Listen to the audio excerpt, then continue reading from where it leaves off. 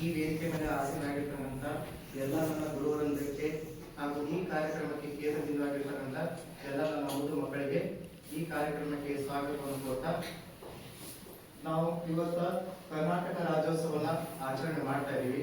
ಬರೀ ಕರ್ನಾಟಕ ರಾಜ್ಯೋತ್ಸವ ಅಂದ್ರೆ ಬರೀ ಬೈರಡಿಗೆಯಲ್ಲಿ ಅಷ್ಟೇ ಅಲ್ಲ, ಇಡೀ ಕರ್ನಾಟಕ ತುಂಬಾ ನಾವು ಈ ಕನ್ನಡದ ಹಬ್ಬವನ್ನ ನಾವು ಏನ್ ಮಾಡ್ತಾ ಇದೀವಿ, ಆಚರಣೆಯನ್ನ ಮಾಡ್ತಾ ಇದೀವಿ.